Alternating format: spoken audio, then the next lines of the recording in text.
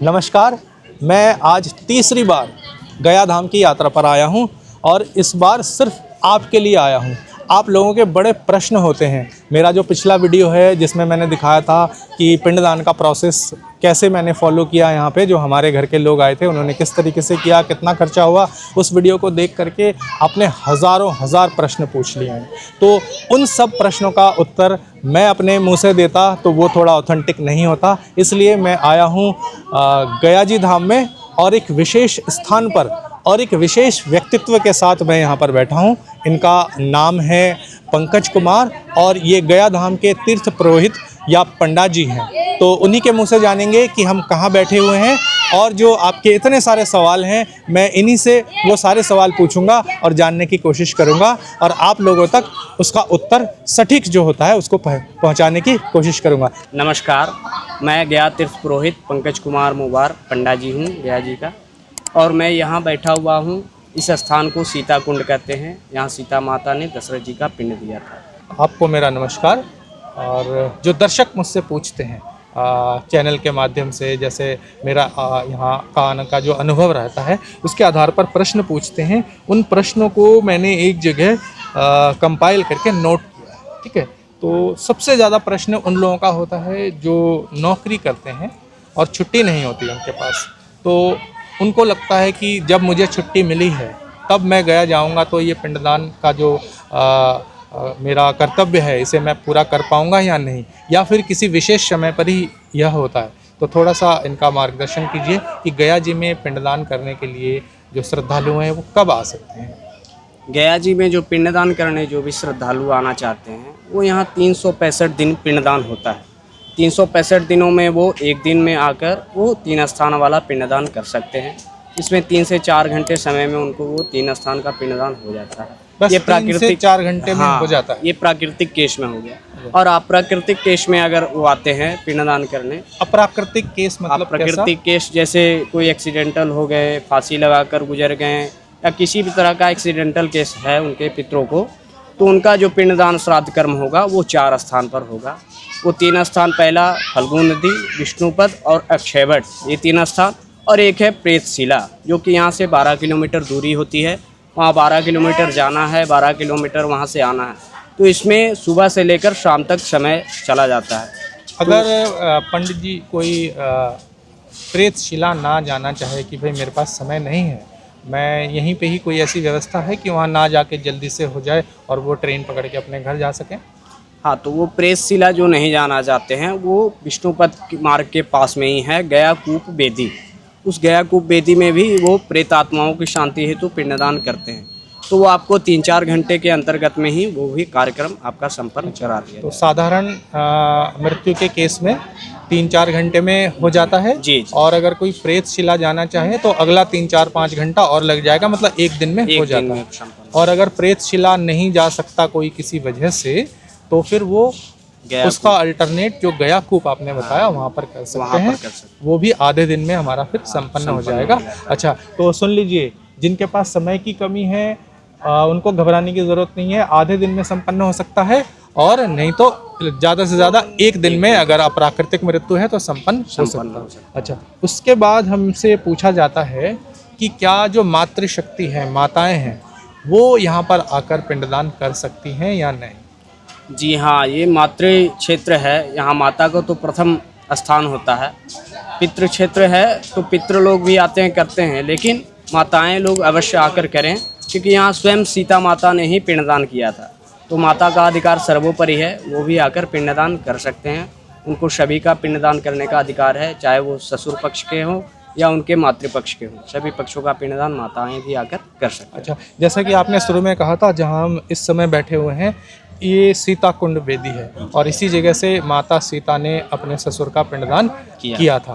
तो दर्शकों, ये भी आपका क्लियर हो गया उत्तर कि माता सीता ने जब यहाँ पे पिंडदान किया था तो बाकी सारी जो माताएं इस समय इस धरती पर उत्पन्न हुई हैं वो सब भी पिंडदान करने की अधिकारी हैं, वो कर सकती हैं, कोई सवाल उनसे पूछा नहीं जाएगा।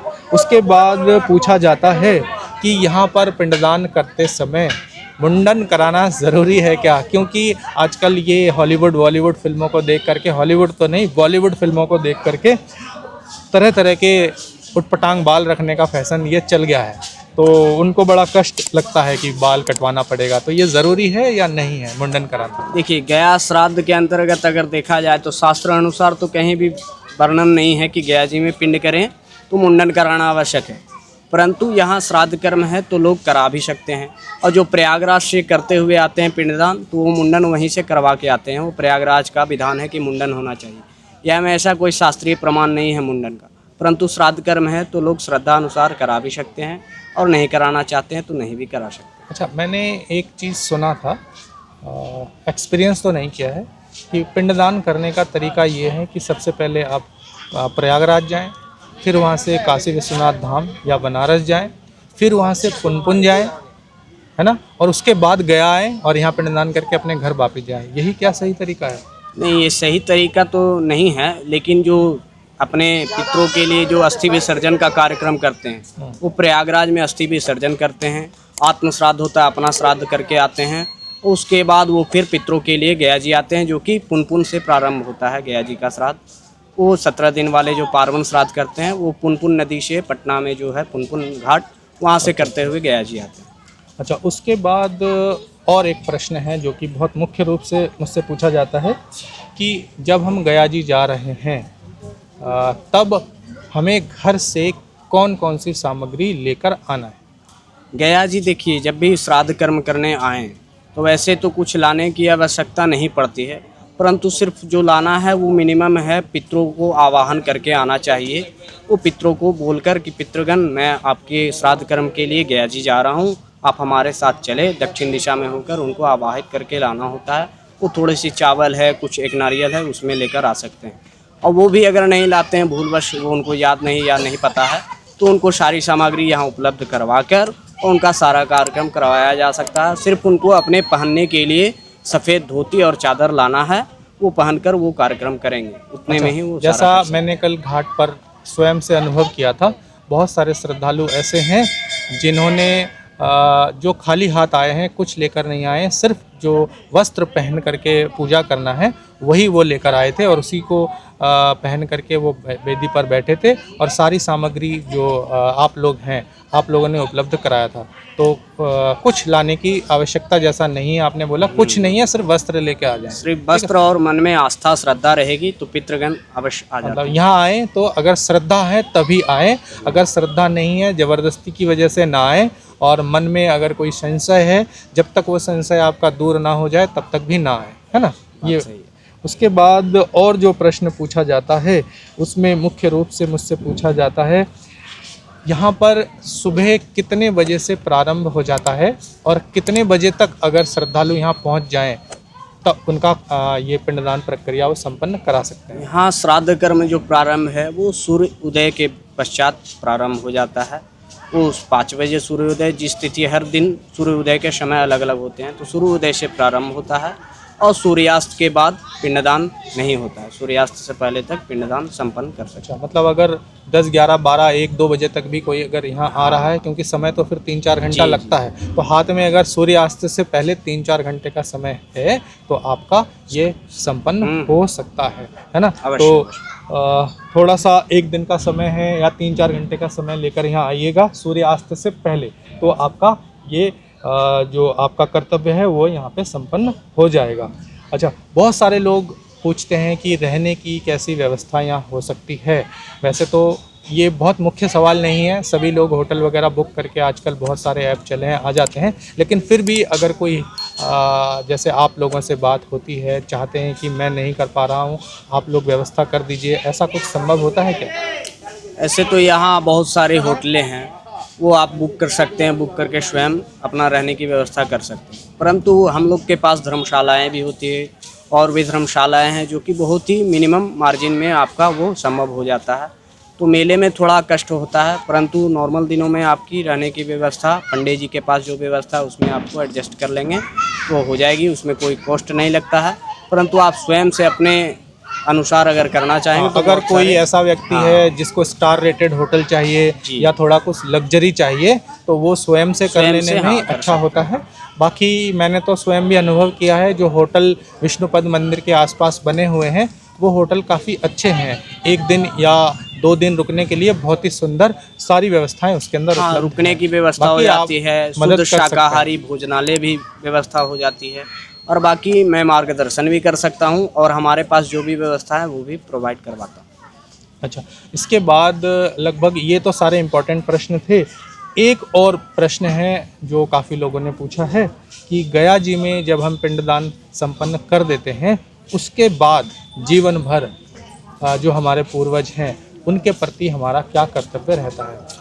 देखिए, गया जी में जब भी पिंडदान कर देते हैं पितरों के नाम पर, तो लोग को समझ में आता है कि गया जी श्राद्ध कर दिए तो अब जीवन में पितरों के लिए हमें कुछ करने की आवश्यकता नहीं है, परंतु शास्त्र कहता है कि पितरों के लिए हमेशा आपको श्राद्ध कर्म करते रहना चाहिए। जीवन में जब भी आपकी फुर्सत रहे, आपके पास समय रहे, तो पितरों के लिए साल में उनकी तिथि आने के पश्चात उनको ज़रूर कुछ जल पिंड देना चाहिए।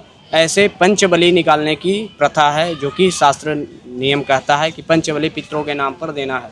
पंचबलि का अर्थ होता है पशुओं का निधन, ये बलि चढ़ाना नहीं होता। पंचबलि का अर्थ होता है कि 5 लोगों को भोजन कराना, जैसे में पहले ब्राह्मण को भोजन कराना, फिर आपके पशु में आ गए कुत्ते को भोजन देना, फिर आपको गाय को भोजन देना, फिर आपको कौवों को भोजन देना, और फिर गरीब ब्राह्मण जो होते हैं, गरीब लोग होते हैं, वो नारायण रूप होते हैं, उनको दान देना। ये पंचबलि तिथि आने पर अवश्य पितरों के नाम पर करना चाहिए, जो कि शास्त्र सम्मत है, और पितृ इससे प्रसन्न होकर आशीर्वाद ही देते हैं। तो श्राद्ध कर्म के पश्चात उनके तिथि आने पर जब भी आपको समय मिले तो ये 5 कर्म अवश्य करें, और श्राद्ध पिंड घर में जैसे देते हैं वैसे देते रहना चाहिए। पंडा जी, एक और प्रश्न जो कि बहुत महत्वपूर्ण है। लोग मुझे फ़ोन करते हैं, मुझे 2-3 फ़ोन ऐसा आया है, कहते हैं कि 5 दिन पहले मेरे घर में कोई गुजर गया है। एक प्रश्न तो ऐसा आया है कि उसकी जो वाइफ़ है वो किसी फ्लोर से गिर के मर गई है और पुलिस केस हो गया उसमें, और वो तो अपने घर में जो 13 दिन वाला जो होता है श्राद्ध वगैरह वो भी नहीं कर पाए। उनको किसी ने सुझाव दिया ये सब नहीं कर पाए तो कोई बात नहीं, अब आप जो है गया चले जाइए और वहाँ पिंडदान कर दीजिए। तो जानना मैं ये चाहता हूँ कि मृत्यु के बाद कब आकर के गया जी में पिंडदान करना चाहिए उसके परिवार के लोगों को? किसी भी व्यक्ति का अगर मृत्यु हो जाता है तो उसके पश्चात अंत्येष्टि संस्कार जो होता है 13 दिनों का, वो संस्कार घर में करके और उसके बाद ही गया जी आना चाहिए, जो कि वार्षिक श्राद्ध जब तक नहीं होता। वार्षिक श्राद्ध का अर्थ होता है एक वर्ष पश्चात जो श्राद्ध एक होता है। तो मृत्यु के बाद 13 दिन के बाद, जिसको साधारणतः हम दिल्ली वासी हैं तो हम लोग उसको 13वीं बोलते हैं, वो हो जाता है। उसके बाद 1 वर्ष तक इंतजार करना चाहिए जी। 1 वर्ष के बाद 1 वर्ष वाला श्राद्ध, जिसे हम लोग बरसी बोलते हैं, वार्षिक श्राद्ध, वो समाप्त हो जाएगा घर पे विधि विधान के साथ। उसके बाद ही गया जी में आके पिंडदान कर सकते उसके बाद ही गया जी के आकर गया श्राद्ध करने के अधिकारी होते हैं। घर में शुद्धिकरण हो जाता है, वार्षिक श्राद्ध हो जाता है, तब पितरों को आकर यहाँ पिंडदान कर सकते हैं। तो दर्शकों, मैं आपसे ये कहना चाहूँगा कि प्रश्न तो कभी समाप्त नहीं होते हैं, और जिनके मन में श्रद्धा नहीं है, जिनके मन में अपने धर्म के प्रति जो है अच्छी भावना नहीं है, वो लोग बहकावे में आते हैं, और क्योंकि उनके पास उत्तर नहीं होते हैं प्रश्नों के, तो वो बहकावे में आ जाते हैं और अपने धर्म को मानना छोड़ देते हैं। तो आपके पास चाहे 1000 प्रश्न हो या 1 लाख प्रश्न हो, मेरा नंबर डिस्क्रिप्शन में दिया गया है। जितने प्रश्नों के उत्तर मुझे आते हैं वो मैं आपको देने की कोशिश करूँगा, जो मुझे नहीं आते हैं उनका उत्तर मैं आपके लिए खोज कर लाऊंगा, ऐसे जो विशेष महान व्यक्तित्व होते हैं उनकी मदद से। ठीक है, तो जब तक आपके मन में शंका है तब तक आप कोई भी कर्मकांड मत कीजिए। शंका दूर करने के लिए प्रश्न कीजिए। प्रश्न के लिए मेरा जो चैनल है उसके डिस्क्रिप्शन में नंबर आपको मिल जाता है, वहाँ फ़ोन कीजिए, और जब आपकी सारी शंकाएं दूर हो जाएं तब आइए, और जो हमारी मान्यताएं हैं, सनातन धर्म की मान्यताएं हैं, जिसको दुनिया में सबसे अच्छा धर्म माना गया है, सबसे लॉजिकल, सबसे साइंटिफिक धर्म माना गया है, उसको पालन कीजिए। धर्म परिवर्तन करने से बचिए और अपने धर्म को गाली देकर सुख पाने से बचिए। बहुत सारे प्रश्नों का गया जी से संबंधित, जो हमारा पिंडदान की प्रथा है उससे संबंधित बहुत सारे जो मुख्य प्रश्न हैं उसका उत्तर इस वीडियो में मैंने देने की कोशिश की है। अगले वीडियो में और भी कुछ जानकारी आप लोगों के लिए मैं लेता आऊँगा। इस वीडियो में मेरे साथ बने रहने के लिए आपका बहुत बहुत धन्यवाद। अगले वीडियो में फिर मुलाकात होगी, तब तक के लिए नमस्कार।